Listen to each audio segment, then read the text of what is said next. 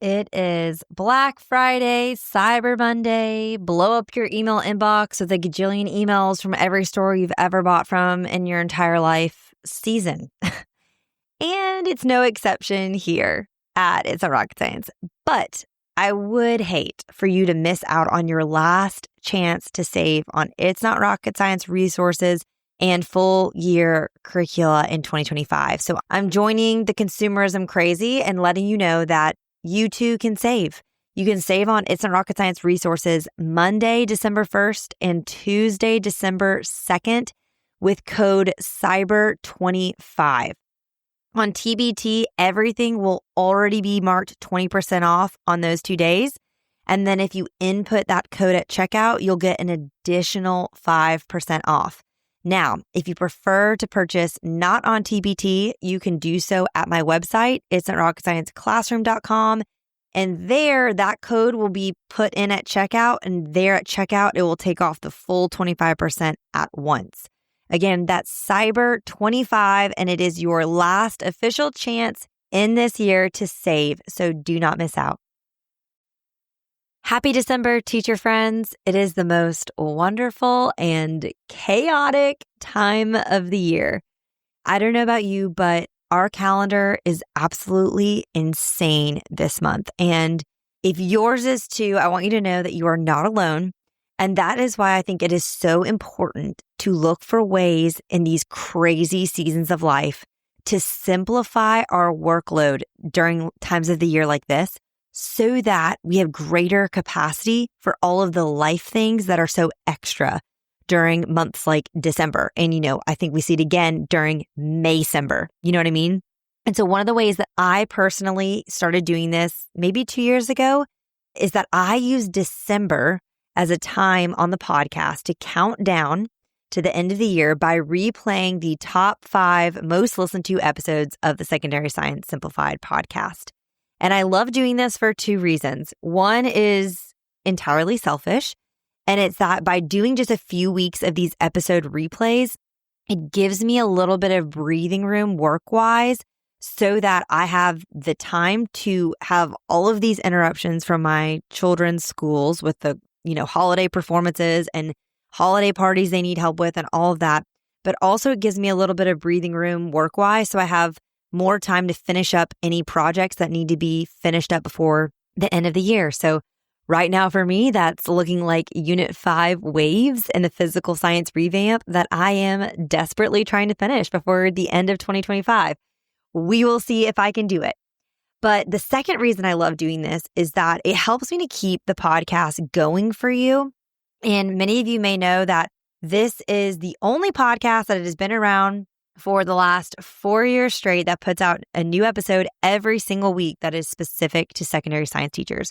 4 years straight, always new episodes. So this allows me to keep having an episode out, but give me that tiny little bit of breathing room that I need before the new year, and all of that comes along with that.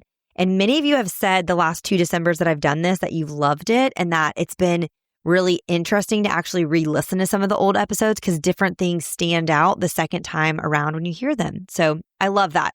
I also love doing this too because I just love to see what you loved to listen to most as I look back on the stats from the year. And it also helps me as I'm planning out the new content that we're going to record in 2026, which, by the way, I would love to hear from you.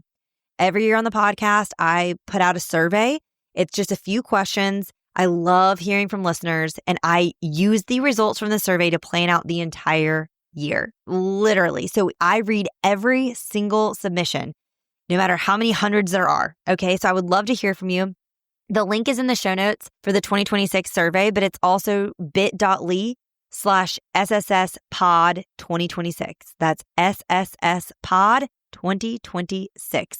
So all of that to say, I would love to hear from you on that. And I hope that you find these next few weeks encouraging as we replay the top 5 episodes of the year, and that you'll participate in that survey so that next year I can be sure to plan and record meaningful episodes that are brand new for you in the new year. Let's start off our countdown with the number 5 most listened to episode of the Secondary Science Simplified podcast in 2025. And that was the episode all about differentiation tips for high achievers. This episode comes from a series that I did all the way back in February that was entirely dedicated to differentiation. And it was such a hit that it led me to create these 20 plus page differentiation guides for each of the It's Not Rocket Science full year curricula. So I made one for biology, anatomy, chemistry, physical science, and I'm obsessed with them. I think they're so helpful. You all have reported back they've been so helpful, so I'm thrilled to hear that. But in that series, we covered so many things. It was 5 weeks. We did quick start differentiation tips, like just if you're feeling overwhelmed. We did tips specific for those lower achieving students. Tips for having mixed levels, like you have advanced and on-grade level all in the same class period. And then also content-specific tips and how to differentiate those. But the episode that's getting reshared today that you guys listen to the most of all of the differentiation episodes is all about serving those high-achieving students in your course, those advanced ones that are getting maybe a little bit bored in your class, so you want to make sure you're pushing without just giving them busy work. So that's what this episode is all about. So, without further ado, let's dive in. This is Secondary Science Simplified, a podcast for secondary science teachers who want to engage their students and simplify their lives. I'm Rebecca Joyner from It's Not Rocket Science. As a high school science teacher turned curriculum writer, I am passionate about helping other science teachers love their jobs, serve their students, and do it all in only 40 hours a week. Are you ready to rock the time you spend in your classroom and actually have a life outside of it? You are in the right place, teacher friend. Let's get to today's episode.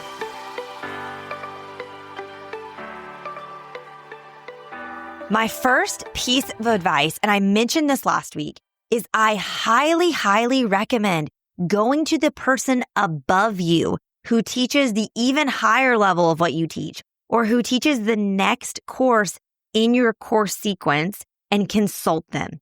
See what they think is the most important content and what are the most important skills to focus on or dive deep into with your more higher achieving students. So for example, again, we're using like your freshman biology 1 course as our example here.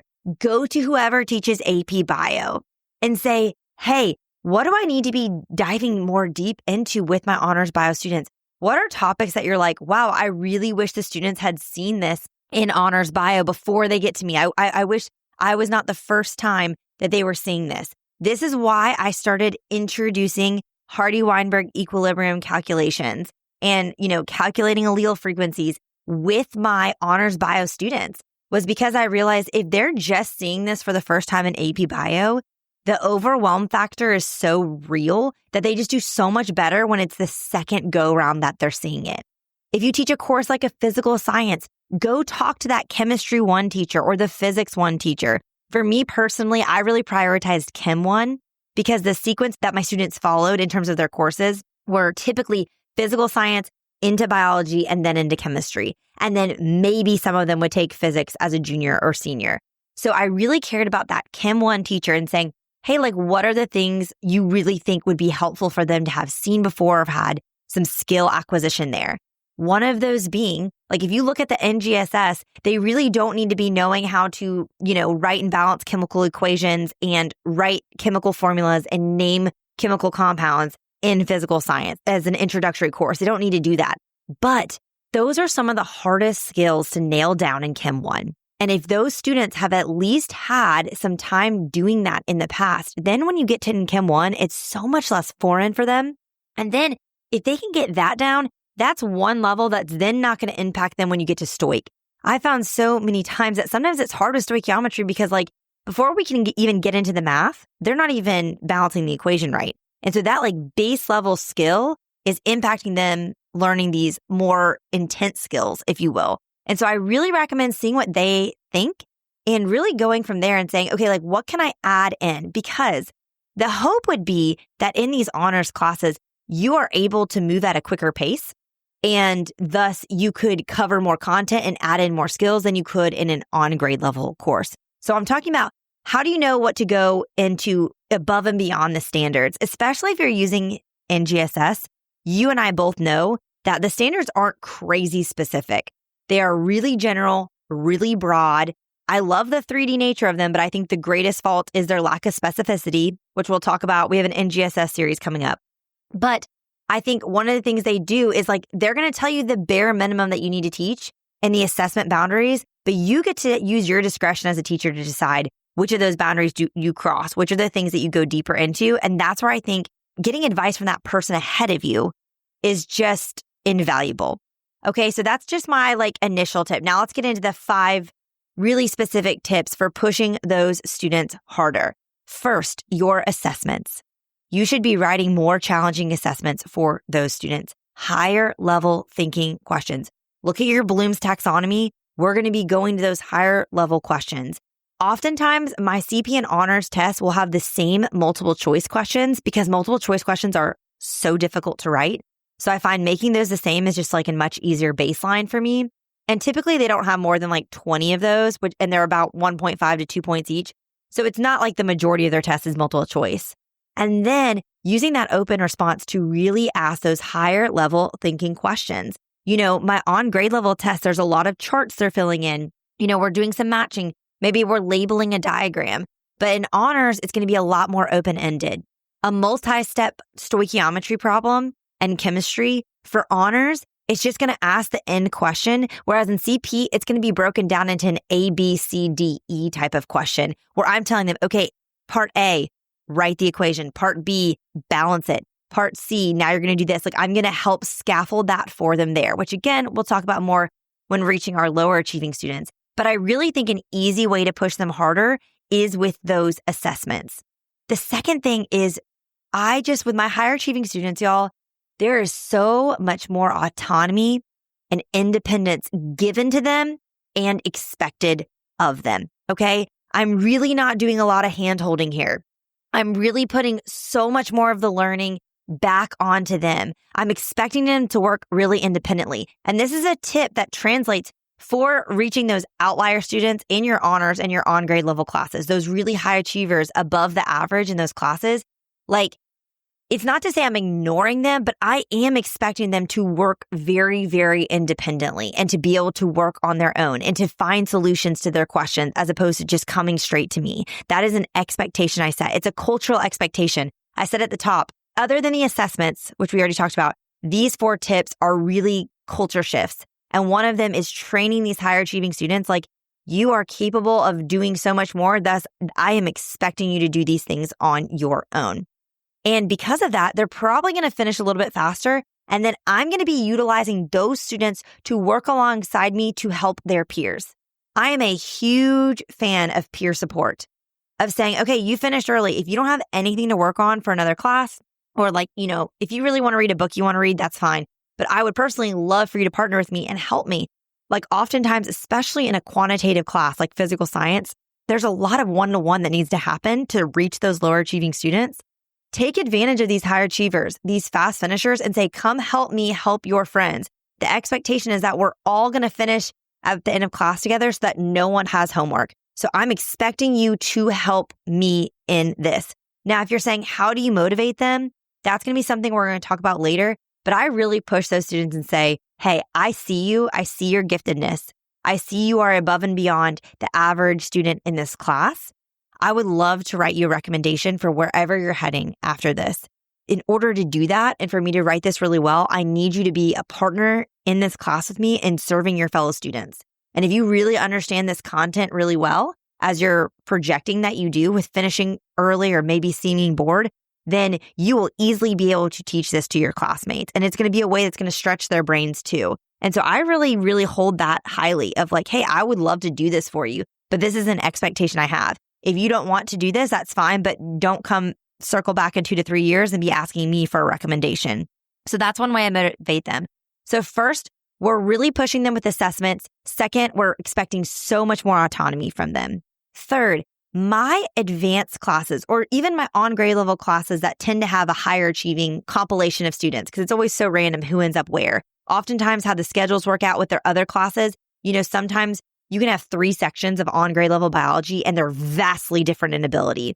But the classes that seem more high achieving overall, whether they're labeled honors or not, I am doing so much more listening, so much more question asking, and there's so much more discussion. I feel like the discussions you have are what truly set apart your higher level classes from your lower ones. Oftentimes, again, we're just trying to do the bare minimum in some of these classes to get these students through and get them to where they need to be. And so we're having to take the brunt of the educating on ourselves. That is not what I do at all with my higher achieving students. I want them to be the question askers. I want them to get better at asking questions, and they only do that with practice. So a huge part of my classroom culture is establishing we are going to be doing a ton of discussion. This is a back and forth. This is my expectation of you. I don't know if any of you out there are Fourth Wing, Iron Flame, Onyx Storms readers. If you're listening and you have no context what I'm talking about, I promise I'll keep this 60 seconds. But Onyx Storm, which is the third in this series, is coming out or just came out at the end of January. I've been rereading Fourth Wing and Iron Flame in preparation. And I thought about this episode as I was reading because in the battle briefs, what happens in the book is they give the students a scenario of a battle that's happened in the war. And then the teacher says, what questions do you have? And then they literally learn by asking questions. Instead of the teacher just explaining everything that's happened, they give a tiny bit of context. And then they say, hey, what questions do you have? And the questions of the students are what guide the learning process. That is how I envision this in my own classrooms going.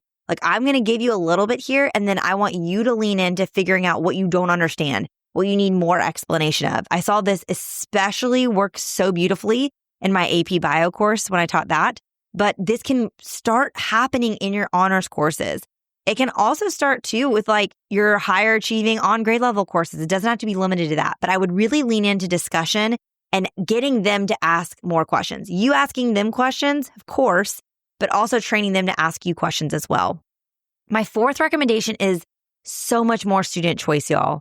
Student-centered pedagogy, student-led development of resources. I have an entire series on student-centered pedagogy that starts with episode 29. So I'll link that first one in the series in the show notes so you can listen to that if you want.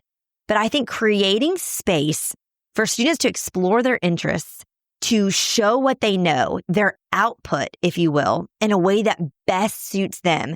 That is what I am talking about here. And this is something that's great. You can literally have a project and you can give the whole class 2 options. And then you can go privately to your higher achieving students and say, hey, if you have a different option you'd like to explore, a different topic you'd like to research, a different output where you would like to express what you know here, let me know and I will accommodate that. For example, in my genetic disorder research project that I do with my biology students, I have a list of genetic disorders that I have my students pick from, especially in my on-grade level classes. We draw names, they get to pick an order from the list. I do this because these are disorders that I find it's very easy to understand the inheritance pattern of. Oftentimes these things are a lot more complicated in nature. It's not just it's a, sex-linked recessive disorder. It's not always that simple. So I try to keep it to a simpler list, disorders that have a lot of information, a lot of research out there. So it's going to be a win for them if they pick these. But you can let your other students, those higher achievers, say, hey, if you want to go off this list, if you want to research something a little bit more complicated, maybe there's something that's in your, family history that you've always kind of been interested in that has a genetic tendency, I'll let you go rogue on this one. And so I think meeting them on that individual nature and with individual projects and assignments is really valuable. And it really empowers them to know oh, I have a choice here. I have a say. She sees me and she's allowing me to spread my wings a little bit more here as well. And last but not least, with my high achieving students and classes, y'all, as much as you can change your culture to be around inquiry, the better, especially when it comes to labs. My labs in my lower level classes are a lot more reminiscent of cookie cutter than they are inquiry. And I'm just going to be perfectly honest. I try to do at least 2 full inquiry investigations a year with those lower level students, 1 per semester. We do a lot of inquiry activities that are more shorter term, but we're not designing every lab fully from scratch. And a lot of labs, I'm going to give them the procedures, but then let them draw their own conclusions, analyze the data, that kind of thing. Whereas with my higher achieving students in those classes that have, the majority of them, your honors designated classes, I can create so much more inquiry in the class. We can do so much more exploration before explanation, as opposed to explain, explore while we reinforce at the same time, reinforce some more. With my honors classes, I love exploring first. I love to do the lab first. Then we kind of follow up with direct instruction. Then we might reinforce with some practice if we need to. And then last, if we have time, we can extend. I do a lot less reinforcement in general in my honors classes. Typically, like we learn something, we explore it, we engage it, we explain it, all of that. But then we have like one reinforcing activity, one practice problem page. We go over that, we move on. So students need more reinforcement in those classes, which we'll talk about in the next episode as well. I'm expecting them to come to tutoring for additional reinforcement. So that's one way too I reclaim a lot of time in my advanced classes so that we do have more time and capacity for extension, which I love to do to go deeper and add in those extra skills, is by decreasing the amount of reinforcement that's happening within the class period and expecting them to take that initiative, to have that autonomy, to take ownership for their education and come in outside of class as needed. Now, a big complaint I hear is oftentimes teachers feel like the only way I can make it advanced or more honors is just to give them extra work, or the only way that I can challenge these higher achieving students in my on grade level courses or whatever is to give them an extra project. And so I know you don't want to just do that. I get it. But I also do think that an extra project here or there is a simple solution for an add-on here if you want to have them dive deeper than the majority of the class can. Especially because, like I've said in honors, like you should be moving through the content faster. So there should be more time that you could naturally have more work. And it doesn't have to be homework because I don't do homework. If you've listened to that podcast episode, I'll link it in the show notes if not. But your advanced students can do more. And so I do believe that they should do more if you're really wanting to push them because you feel like maybe they're being disruptive or they're getting too bored or you're not stretching them enough. So I don't want you to shy away from giving them more, but also like don't feel like you have to. There's all these other ways we can change the culture so it is differentiated to be more advanced without just being like, here's 10 extra projects. Now, in terms of what to teach and how deep to go, as always, like I said, start with the standards, expand on your skills and content based on what teachers ahead of you are saying is important. And then you decide what to go deeper with based on this information. And you'll have fun with it. I think that's one of the best parts about teaching honors or AP or whatever is you can get your students' opinions. You can see what they're interested in. You can follow their lead when you get into discussions, and maybe there's some tangents you will allow them to go on for the sake of learning and extension. And you can kind of do that as opposed to with your lower achieving classes where I feel like you have to hold a tighter ship and have a tighter reins on the time so that you have more time in class to do all that reinforcing.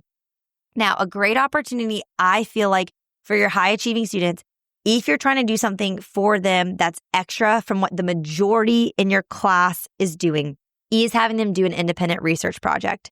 I have PBL packs. They're like PBL inspired, project-based learning inspired packs that you can check out. I'll link in my show notes that I love because students can do them on their own outside of school, but it gives them space if they finish early, they can be working on this. I think it's really helpful for giving those high achieving students like a little extra oomph, especially those students that are in your classes, but they just need some more. Okay. This is something that they can do. And it's something that if you're like, well, how do I motivate them to do it if no one else is doing it? It's something that you say, hey, again, use that recommendation as a motivation. Also say, hey, this is something you can put on your resume that you did this independent study research project. Like that's something you can put that you did this year-long research project with me. I was your research mentor. Like that is something that you can encourage them with in a way that they can diversify their resume from other peers that they have. And also, especially for like your freshman biology students, this is something you can get on your resume right now. You don't have to wait till junior year. So that's one way I think you can quote unquote give them extra work, but it really be meaningful. It involve that student choice, involve a lot of autonomy, and they can work on it in their own time. Now, like I said, I know a lot of these tips are really requiring a culture change, which can be hard mid-year. I get that. But you can start small, y'all. Like start by looking at your next lab or your next project or your next test and making changes. Tweak those open response questions. Add a couple more choices to the output of what the project could look like. Take away some things in your next lab and see if they can kind of design components of it a little bit more themselves. You cannot do all of this differentiation at once. It's too much. It's a process. But hopefully this episode has given you some ideas for where you can get started. All right, so here's today's take-home challenge for you. First, if you didn't do it last week, go talk to the person who teaches this course above you or after you. Get some ideas for skills and content you can dive deeper into. And then pick one area to start making small changes in. Maybe that's auditing your next test, reviewing your next lab. Or if you have the energy, maybe look over your whole next unit and see how you can, tweak it a bit to have more autonomy, more inquiry, more discussion, more student choice. And then lastly, y'all, let me know how it goes. I cannot tell you, my favorite DMs, my favorite emails to get are from y'all that are like, hey, I listened to this episode or I heard this and I want to talk to you about this. Like, I love hearing from y'all. Thank you so much for listening to the number 5 most listened to episode of the Secondary Science Simplified podcast in 2025. You can find the show notes with all links mentioned, including the survey for the podcast for next year at itsnotrocketscienceclassroom.com/episode 211. That's 211. And I would love to hear from you. I would love to hear from you on that survey. And I would love it if you would leave a review for the podcast. The end of this month marks the official end of 10 years of It's Not Rocket Science. And so I have some goals that I've been hoping to hit for 10 years. And I would love for you to support me in that. And one of those is getting more reviews. So if you could leave a review for the podcast, I would greatly appreciate it, especially if you got some new encouragement listening to this episode for the second time around. All right, teacher friends, that wraps up today's episode. If you're looking for an easy way to start simplifying your life as a secondary science teacher, head to itsnotrocketscienceclassroom.com/challenge to grab your classroom reset challenge. And guess what? It's totally free. Thanks so much for tuning in, and I'll see you here next week. Until then, I'll be rooting for you, teacher friend.